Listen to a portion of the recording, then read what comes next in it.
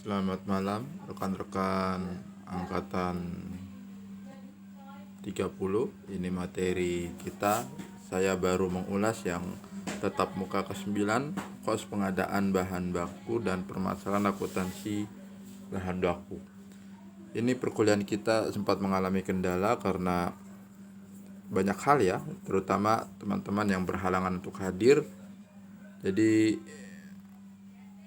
agar lebih efektif nanti di pertemuan-pertemuan berikutnya diharapkan teman-teman hadir. Kalaupun tidak hadir, minimal ada 1 atau 2 mahasiswa yang hadir. Dan materi ini, ulasan ini, saya harap rekan-rekan bisa menyimaknya dengan baik dalam bentuk ya memperhatikan penjelasannya ya, kemudian membaca materinya. Ini materi terbagi menjadi 2 sesi ya, tetap muka 9 dan ke-10. Yang ke-10 saya belum memberikan hard copy-nya, tapi teman-teman bisa membaca yang ini dulu. Insya Allah dalam minggu ini akan diberikan.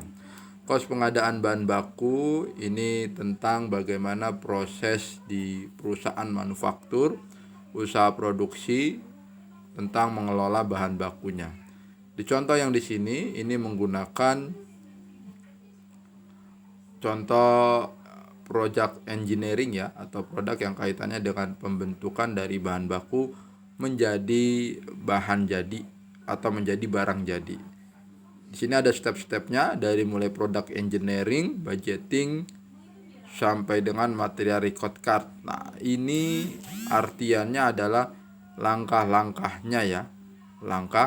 Langkahnya. Product engineering ini artinya barang apa yang akan nanti diproduksi ya. Barang apa yang akan nanti diproduksi. Di sini secara teori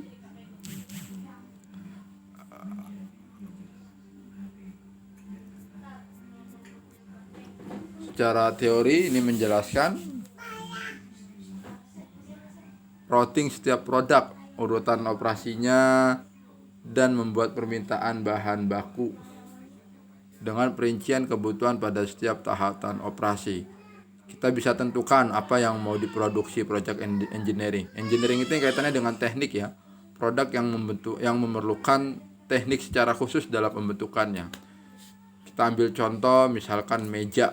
Itu juga bagian dari produk engineering. Meja alat tulis kantor ya, meja yang biasa digunakan di kantor-kantor.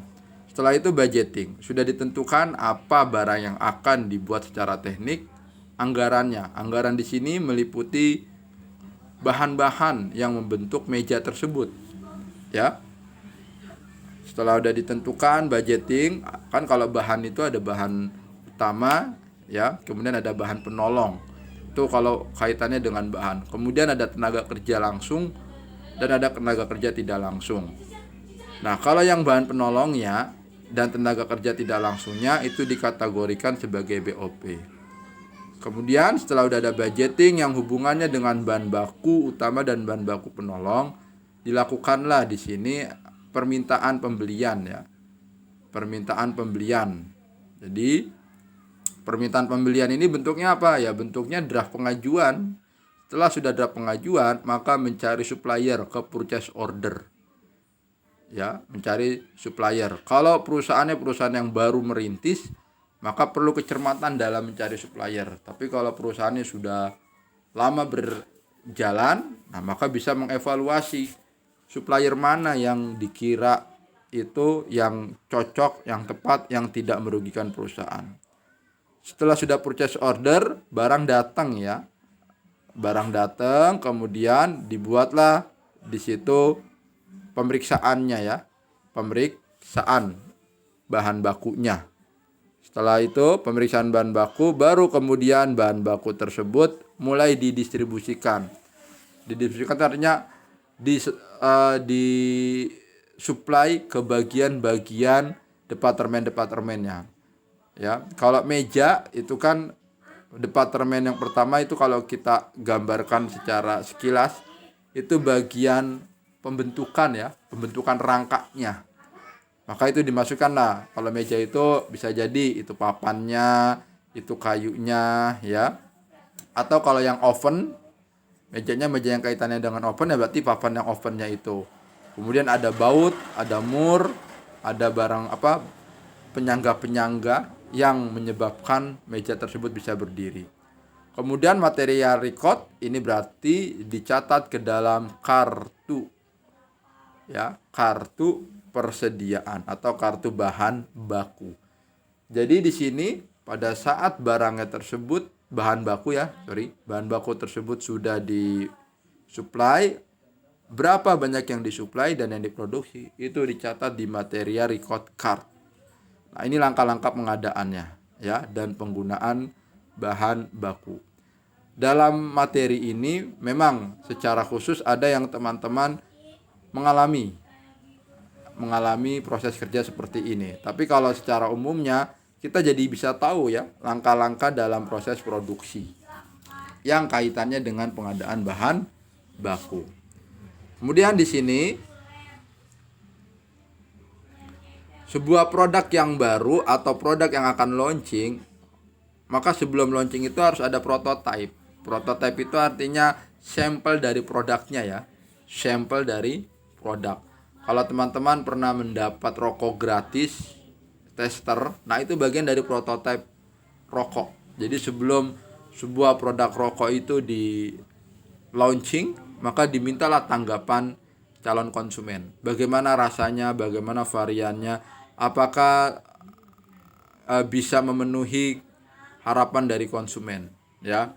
Kalau mobil atau motor, nah itu mungkin teman-teman bisa ngelihat di ini, ya, di pameran-pameran, atau kalau teman-teman properti rumah itu maka ada sampel rumahnya, ya. Kalau yang di ininya, yang di pameran yaitu miniaturnya, ya. Kalau prototipenya, ya, teman-teman ke rumah contoh yang ada di kantor-kantor pemasaran. Nah, rumah contoh tersebut itu sudah bisa menggambarkan berapa budget yang digunakan untuk membuat sebuah produk. Satu produknya itu sudah kelihatan berapa. Berikutnya, pembelian dan klasifikasi bahan, ini rincian, ya. Rincian dari yang tahap ini. Yang pada saat purchase requisition, ya, permintaan pembelian. Pembelian dan klasifikasi bahan. Jadi langkah-langkah dalam pembelian ini kan ada di departemen pembelian, ya. Biasanya departemen pembelian ini menerima barang setelah ada pengajuan pengadaan barang. Setelah ada pengajuan pengadaan barang yang di sini meliputi ada bahan baku, ada suku cadang, dan ada peralatan-peralatannya, ya. Kemudian mencari dan menentukan sumber-sumber penawaran. Ini juga dilakukan oleh departemen pembelian. Ketika ada supplier yang tidak memuaskan, maka departemen pembelianlah yang mencari supplier berikutnya, beserta ketepatan waktu dalam pengiriman. Karena bisa jadi kalau bahan bakunya itu molor, maka akan menyebabkan keterhambatan dalam produksi. Menyiapkan dan melakukan pemesanan, ini bagian dari departemen pembelian, sampai menyusun laporan pembelian, ya. Nah, langkah-langkahnya ada di sini. Alurnya, ya. Bahan atau bahasa Inggrisnya material, kalau bahan baku langsung ya raw material, itu terdiri dari 3 bagian. Ada bahan baku, ada suku cadang, dan ada peralatan. Ketiga hal ini membentuk produksi, ya. Bahan baku jelas tidak bisa membuat sebuah barang setengah jadi kalau tidak ada bahan baku asalnya. Suku cadang ini bisa kita kategorikan sebagai peralatan atau mesin, ya. Peralatan atau mesin, ya. Jadi kan kalau yang teman-teman di kantornya itu ada mesin-mesin elektronik, maka ketika mesin elektronik tersebut mengalami gangguan, nah di situ ada suku cadang yang bisa digunakan, ya. Ini yang kaitannya dengan mesin, ya, atau peralatannya. Kemudian kos pengadaan bahan baku, biaya yang keluar dalam pengadaan bahan baku. Rumusan kos. Jadi kalau ada kata kos berarti ini artinya biaya. Ya, biaya itu berarti harga yang kita keluarkan. Kalau kita membeli bahan baku, apapun itu namanya, ya, bahan bakunya, maka yang keluar adalah harga bahan, Kemudian mungkin ada diskon harga, ya. Kalau ada pengembalian maka ada retur. Dan kalau barang-barang bahan baku itu suka dikenakan ongkos kirim atau freight in, ya. Nah, di sini harga bahan itu meliputi harga per unit sama dengan kuantitas produknya, ya. Kemudian sini ada diskon dan total harga pembelian, kos bahan yang dikembalikan itu kalau retur. Kemudian freight ini adalah ongkos angkut pembelian. Akuisisi di sini artinya penggabungan, ya. Penggabungan dari bagian-bagian yang mendukung adanya pembelian barang. Bagian-bagian yang mendukung adanya pembelian barang. Apa aja? Ada departemen pembelian, departemen penerimaan, ya. Kemudian ada kos pembongkaran. Biasanya kalau barangnya barang gede, barang bahan bakunya yang jumlahnya banyak, maka yang memindahkan bahan bakunya itu juga terserap biaya di dalamnya, ya. Kos inspeksi ini pemeriksaan. Jadi barang yang datang dari truk atau dari kontainer itu juga diperiksa, ya. Apakah sesuai dengan pesanan atau enggak. Kos asuransi. Kalau barangnya barang impor yang dari luar negeri itu biasa disertakan asuransi, ya, agar ketika terjadi kerugian perusahaan tidak lagi ketika terjadi kecelakaan, ya, atau hal-hal yang insiden, perusahaan tidak mengalami kerugian karena sudah tercover dari asuransi. Kos penyimpanan ini ditaruh di gudang, dan kos departemen akuntansi ini bagian yang mencatat semua kegiatan dalam pembelian bahan baku. Nah, di sini ada penjelasannya, ya. Kemudian nih ada diskon harga 210 N30. Ini saya rasa teman-teman harus sudah terbiasa. N30 itu jatuh temponya selama 30 hari. 10-nya ini kalau bisa dilunasi setelah transaksi, maka akan dapat potongan 2%. Jadi pemberian potongan 2% ini jika transaksi bisa dilunasi kurang dari 10 hari atau paling lama itu 10 hari. Ya.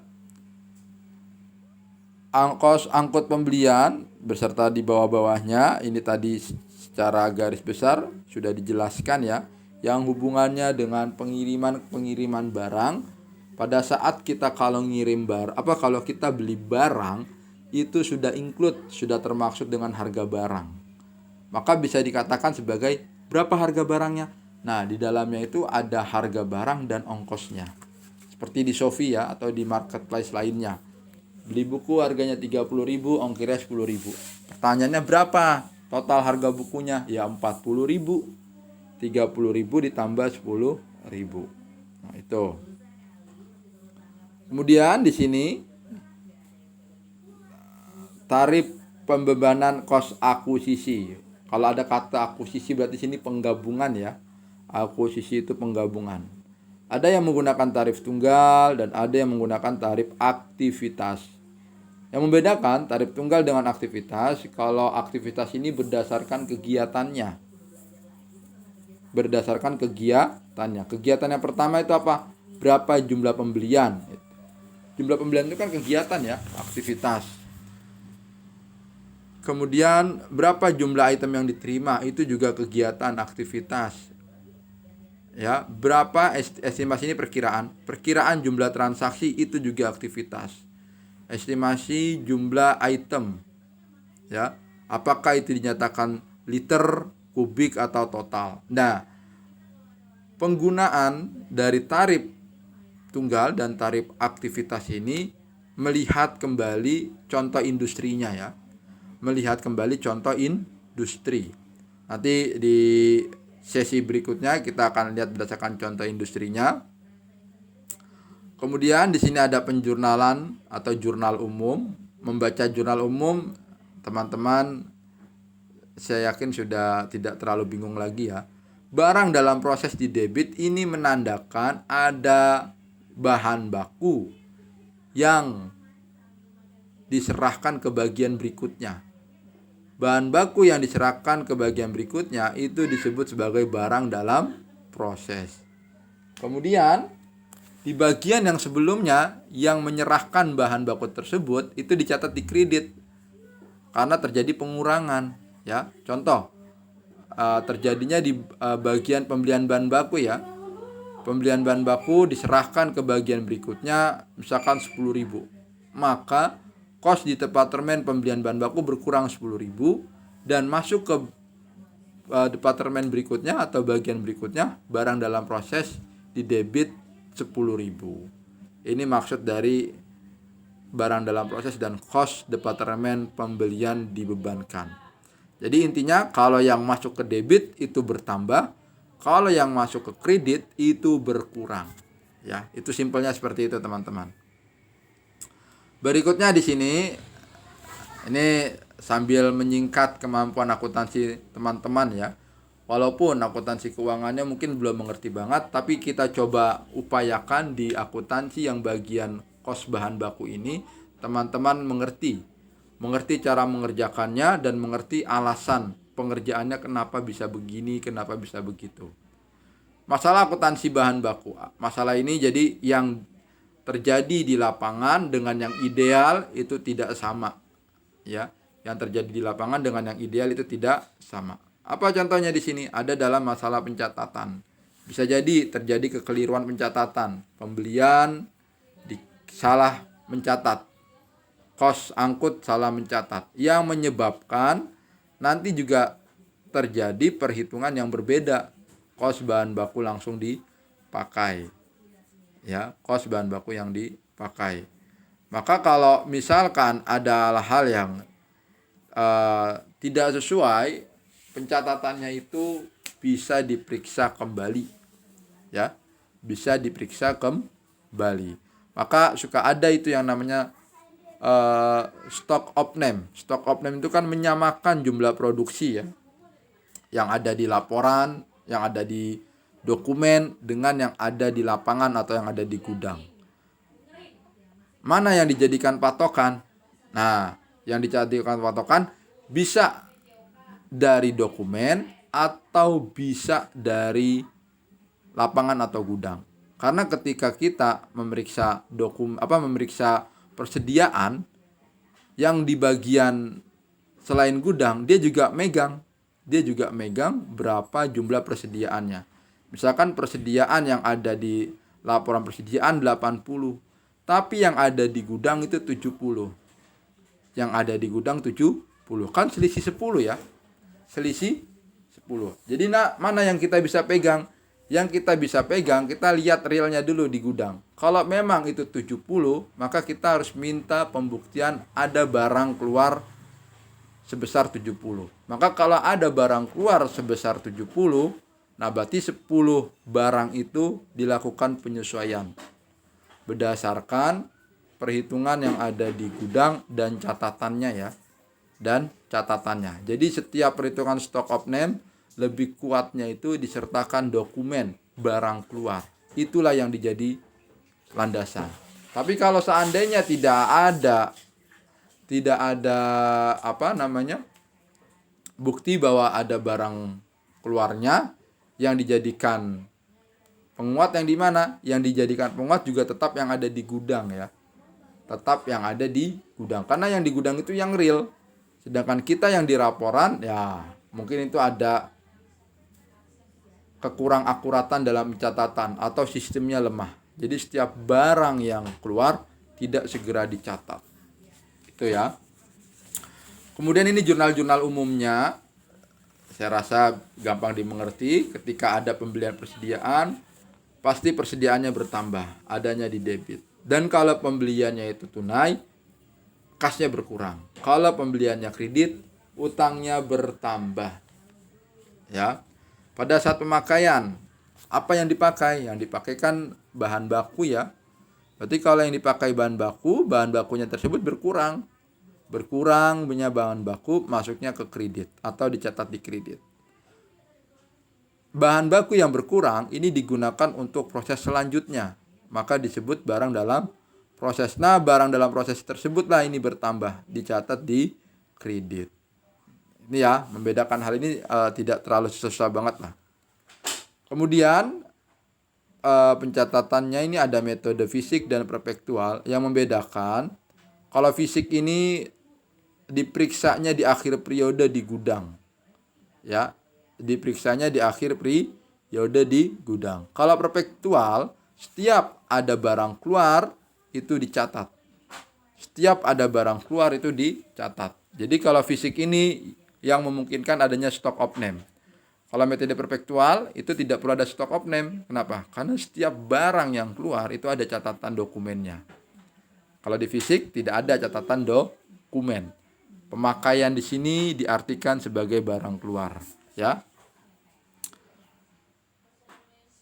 Kemudian di sini ada cara menghitung persediaan. Inilah yang disebut FIFO, LIFO, dan average, ya.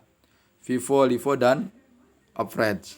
Nah, ini nanti di materi berikutnya kita akan mengulas lagi FIFO, LIFO, dan average.